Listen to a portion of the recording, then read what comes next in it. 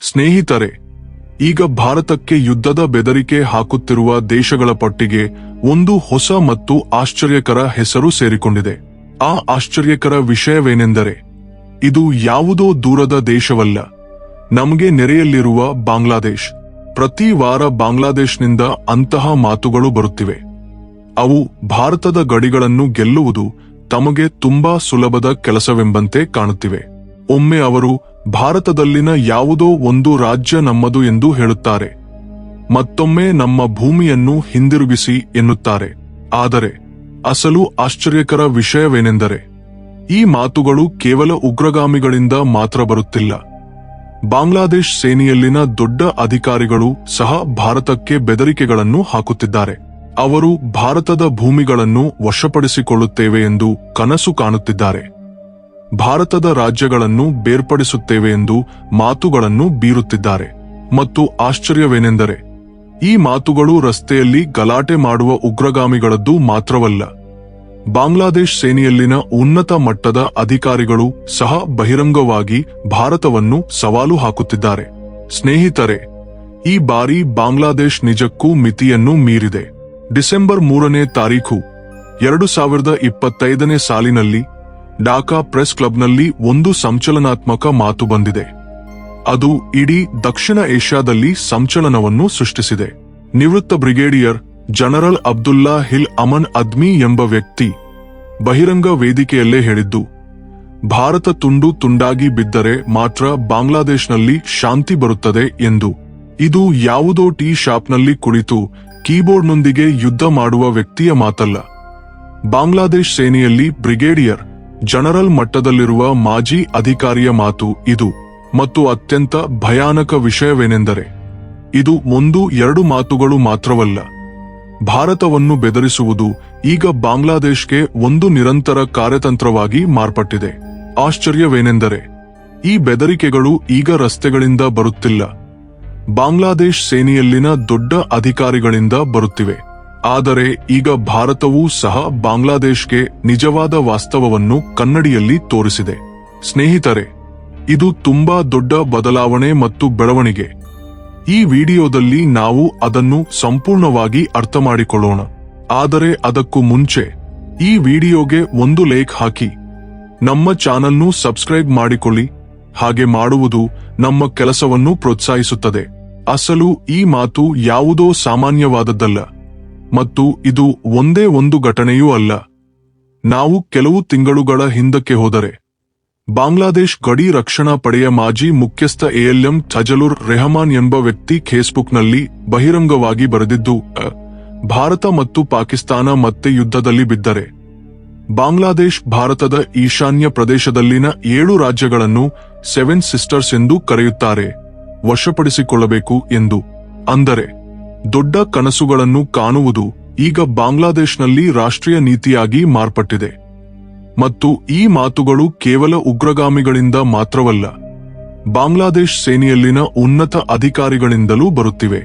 ಈಗ ಯೋಚಿಸಿ, ಒಂದು ದೇಶದಲ್ಲಿನ ಉನ್ನತ ಮಟ್ಟದ ಸೈನಿಕ ಅಧಿಕಾರಿಗಳು ಅಂತಹ ಭಾಷೆಯನ್ನು ಬಳಸಿದರೆ, ಅದು ನಿಜಕ್ಕೂ ಒಂದು ಸಂಘರ್ಷಣೆಯ ಕಡೆಗೆ ಹೋಗುತ್ತಿದೆಯೇ ಎಂದು ಅರ್ಥಮಾಡಿಕೊಳ್ಳಬೇಕು. ಮತ್ತು ಅಲ್ಲಿಯೇ ಅತಿ ದೊಡ್ಡ ಅಪಾಯ ಅಡಗಿದೆ. ಬಾಂಗ್ಲಾದೇಶ್ ತನ್ನ ಭಾರತ ವಿರೋಧಿ ಆಲೋಚನೆಗಳಲ್ಲಿ ಮುಳುಗಿ ಒಂದು ಸಣ್ಣ ತಪ್ಪು ಹೆಜ್ಜೆಯನ್ನು ಇಟ್ಟರು, ಅದು ಆ ದೇಶಕ್ಕೆ ಕೊನೆಯ ತಪ್ಪಾಗುತ್ತದೆ. ಯಾಕೆಂದರೆ ಪ್ರಪಂಚದಲ್ಲಿ ಪ್ರಸಿದ್ಧ ಆಲೋಚನಾ ಸಂಸ್ಥೆಯಾದ international institute for strategic studies ತನ್ನ ವರದಿಯಲ್ಲಿ ಸ್ಪಷ್ಟವಾಗಿ ಹೇಳಿದೆ, ಭಾರತದೊಂದಿಗೆ ಯುದ್ಧ ಮಾಡುವುದು ಅಂದರೆ ಸಂಪೂರ್ಣ ನಾಶನವಾಗುವ ಬೆಲೆಯನ್ನು ತೆರಬೇಕಾಗುತ್ತದೆ ಎಂದು. ಬಾಂಗ್ಲಾದೇಶ್ಗೆ ಇನ್ನೂ ನಿಜವಾದ ಯುದ್ಧ ಹೇಗಿರುತ್ತದೆ, ಅದರ ಪರಿಣಾಮಗಳು ಎಷ್ಟು ಭಯಾನಕವಾಗಿರುತ್ತವೆ ಮತ್ತು ಭಾರತ ಎಷ್ಟು ಶಕ್ತಿಶಾಲಿಯಾಗಿ ಉತ್ತರ ಕೊಡಬಲ್ಲದು ಎಂಬುದು ಸ್ವಲ್ಪವೂ ಅರ್ಥವಾಗಿಲ್ಲ. ಅಂದರೆ ಈ ವಿಷಯ ಸಣ್ಣದಲ್ಲ. ಬೆಂಕಿ ಇನ್ನೂ ಆರಿಲ್ಲ ಮತ್ತು ಗಾಳಿ ಬೀಸುತ್ತಲೇ ಇದ್ದರೆ ಯಾವಾಗಲಾದರೂ ದೊಡ್ಡ ಅಗ್ನಿ ಅಪಘಾತವಾಗಬಹುದು. ಸ್ನೇಹಿತರೆ, ಬಾಂಗ್ಲಾದೇಶ್ ಈಗ ಒಂದು ವಿಚಿತ್ರ ಗರ್ವದಲ್ಲಿ ಮುಳುಗಿ ಹೋಗಿದೆ. ಯಾಕೆಂದರೆ ಚೈನಾ ಮತ್ತು ಪಾಕಿಸ್ತಾನ ಆ ದೇಶವನ್ನು ಹಿಂದಿನಿಂದ ತಟ್ಟಿ ಧೈರ್ಯ ಹೇಳುತ್ತಿವೆ. ಈ 2 ದೇಶಗಳ ಮಾತುಗಳಿಗೆ ಮೋಸ ಹೋಗಿ ಬಾಂಗ್ಲಾದೇಶ್ ಅಂತಹ ಮಾತುಗಳನ್ನು ಹೇಳುತ್ತಿದೆ. ಅವು ನಾಳೆಯೇ ದೆಹಲಿಯ ಮೇಲೆ ತಮ್ಮ ಧ್ವಜವನ್ನು ಹಾರಿಸುತ್ತೇವೆ ಎಂಬಂತಿವೆ. ಆದರೆ ನಿಜವಾದ ವಾಸ್ತವ ಮಾತ್ರ ಭಿನ್ನವಾಗಿದೆ. ಭಾರತ ಬಯಸಿದರೆ ಕೇವಲ 40 ನಿಮಿಷಗಳಲ್ಲೇ ಬಾಂಗ್ಲಾದೇಶನ ಮೊತ್ತ ನೌಕಾದಳ ಮತ್ತು ವಾಯುದಳವನ್ನು ಸಂಪೂರ್ಣವಾಗಿ ನಾಶ ಮಾಡಬಲ್ಲದು. ಹೌದು, ಕೇವಲ 40 ನಿಮಿಷಗಳಲ್ಲೇ ಅದು ಸಾಧ್ಯವಾಗುತ್ತದೆ. ಸಮುದ್ರದಲ್ಲಿ ಒಂದು ಯುದ್ಧ ನೌಕೆಯು ಮಿಗಿಲದು ಮತ್ತು ಆಕಾಶದಲ್ಲಿ ಒಂದು ರನ್ವೇಯೂ ಅಥವಾ ಒಂದು ಯುದ್ಧ ವಿಮಾನವೂ ಹಾರದು. ಮತ್ತು ಆಶ್ಚರ್ಯಕರ ವಿಷಯವೇನೆಂದರೆ ಇದಕ್ಕೆ ಭಾರತಕ್ಕೆ ತನ್ನ ಮೊತ್ತ ಸೇನೆಯನ್ನು ಬಳಸಬೇಕಾದ ಅಗತ್ಯವೂ ಇಲ್ಲ. ಕೇವಲ ಕೆಲವು ಕ್ಷಿಪಣಿಗಳು ಮಾತ್ರ ಸಾಕು. ಈಗ ಕೊಠಡಿಗಳಲ್ಲಿ ಕುಳಿತು ಭಾರತವನ್ನು ಬೆದರಿಸುವ ಈ ಉಗ್ರಗಾಮಿಗಳು ಯುದ್ಧ ಶುರುವಾದರೆ ಎಲ್ಲಿಗೆ ಒಡಿ ಹೋಗುತ್ತಾರೋ ಅಥವಾ ತಮ್ಮ ಮಾತುಗಳನ್ನು ಬದಲಿಸುತ್ತಾರೋ ಗೊತ್ತಿಲ್ಲ. ಮತ್ತು ಚೈನಾ ಮತ್ತು ಪಾಕಿಸ್ತಾನ ವಿಷಯಕ್ಕೆ ಬಂದರೆ ಅವು ದೂರದಿಂದ ಕುಳಿತು ಮಾತ್ರ ನೋಡುತ್ತವೆ, ಏನೂ ಮಾಡುವುದಿಲ್ಲ. ಬಾಂಗ್ಲಾದೇಶ್ಗೆ ಅನ್ನಿಸುತ್ತಿದೆ ಚೈನಾ ತನ್ನನ್ನು ರಕ್ಷಿಸುತ್ತದೆ ಎಂದು. ಆದರೆ ಅದು ಕೇವಲ ಒಂದು ಭ್ರಮೆ ಮಾತ್ರ. ಚೈನಾದ ನಿಜವಾದ ಉದ್ದೇಶವೇನೆಂದರೆ ಭಾರತವನ್ನು ಸುತ್ತುವರಿದು ಕಾರ್ಯತಂತ್ರದ ಸಮತೋಲನವನ್ನು ಸಾಧಿಸುವುದು ಮಾತ್ರ. ನೇರವಾಗಿ ಯುದ್ಧ ಮಾಡುವುದು ಸಂಭವಿಸುವುದಿಲ್ಲ. ಚೈನಾದ ವಿದೇಶಾಂಗ ಸಚಿವಾಲಯವೇ ಸ್ಪಷ್ಟವಾಗಿ ಹೇಳಿದೆ, ಮೂರನೇ ದೇಶಕ್ಕಾಗಿ ಯುದ್ಧ ಮಾಡುವುದು ನಮ್ಮ ವಿದೇಶಾಂಗ ನೀತಿಯ ಭಾಗವಲ್ಲ ಎಂದು. ಅಂದರೆ ವಿಷಯ ತುಂಬಾ ಸರಳವಾಗಿದೆ. ಬಾಂಗ್ಲಾದೇಶ್ ದೊಡ್ಡ ದೊಡ್ಡ ಕನಸುಗಳನ್ನು ಕಾಣುತ್ತಿದೆ, ಆದರೆ ಅದರ ವಾಸ್ತವ ಶಕ್ತಿ ತುಂಬಾ ದುರ್ಬಲವಾಗಿದೆ. ತನ್ನ ಸಾಮರ್ಥ್ಯಕ್ಕಿಂತ ದೊಡ್ಡ ಕನಸುಗಳನ್ನು ಕಾಣುವುದರಿಂದ ಖಚಿತವಾಗಿ ಅಪಾಯ ಸಂಭವಿಸುತ್ತದೆ.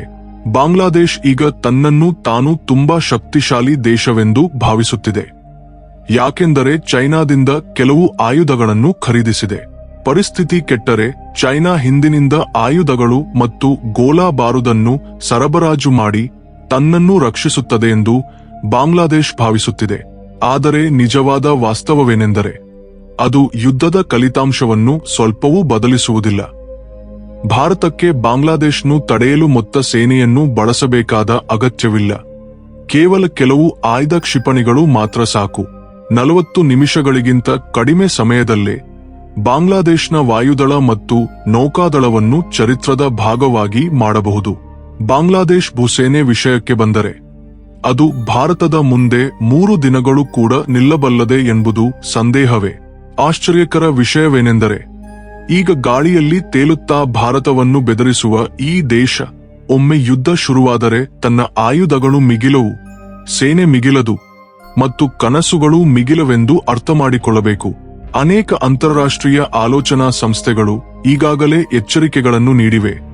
ಬಾಂಗ್ಲಾದೇಶ್ ಯಾವಾಗಲಾದರೂ ಸೇನೆ ಸಂಪೂರ್ಣ ನಿಯಂತ್ರಣಕ್ಕೆ ಹೋಗಬಹುದು ಎಂದು. ಆದರೆ ಭಾರತದೊಂದಿಗೆ ಸಂಘರ್ಷಣೆಗೆ ಹೋದರೆ ಆ ದೇಶದ ಸೇನೆ ಕೆಲವು ದಿನಗಳಲ್ಲೇ ಸಂಪೂರ್ಣವಾಗಿ ನಾಶವಾಗುತ್ತದೆ ಮತ್ತು ಅದರ ನಂತರ ಅಲ್ಲಿ ಪ್ರಜಾಪ್ರಭುತ್ವಕ್ಕೆ ಯಾವುದೇ ಅವಕಾಶ ಮಿಗಿಲದು.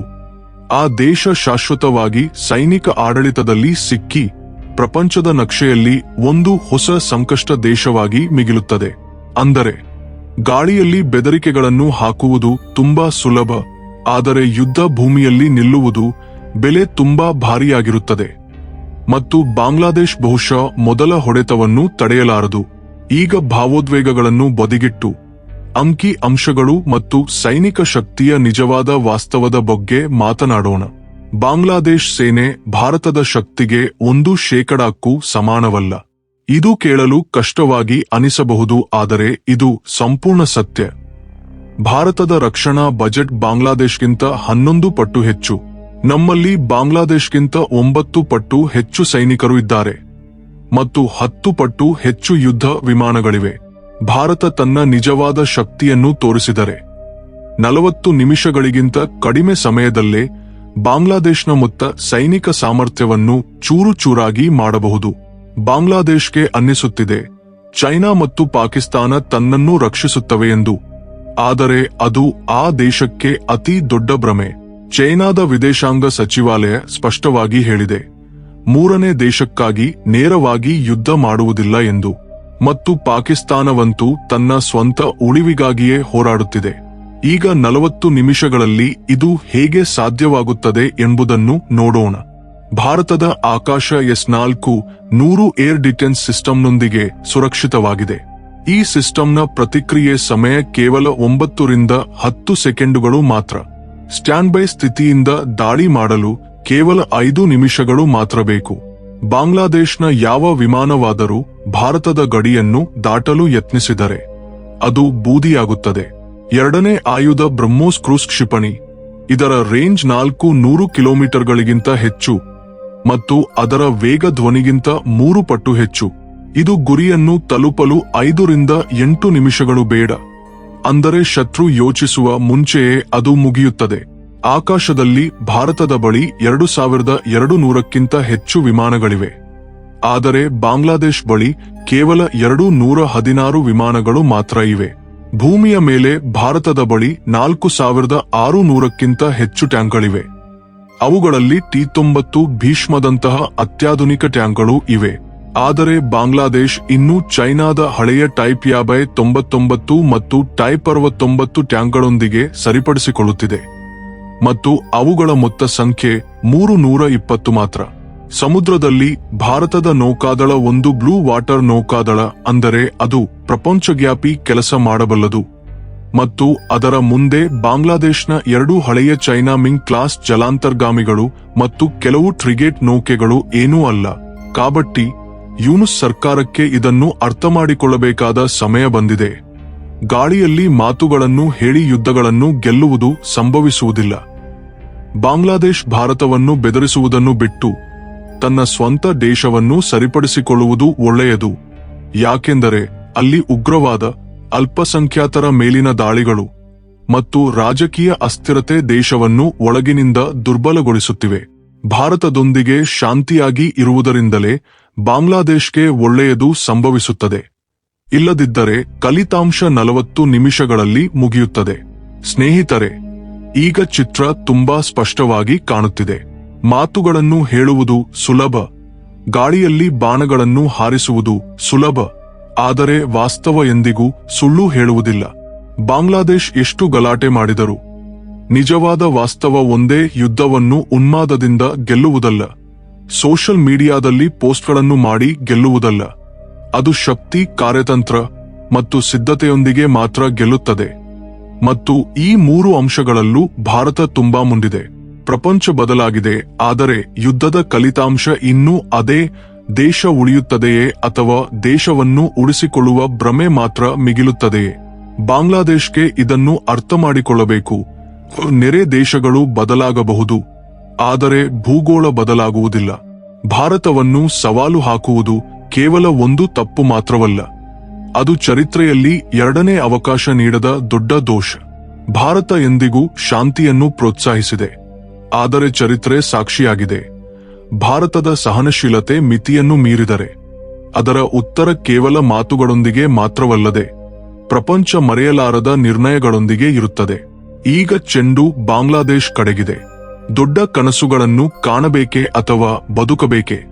ಭವಿಷ್ಯವನ್ನು ನಿರ್ಮಿಸಬೇಕೆ ಅಥವಾ 40 ನಿಮಿಷಗಳಲ್ಲಿ ಅದನ್ನು ಬದಲಿಸಿಕೊಳ್ಳಬೇಕೆ?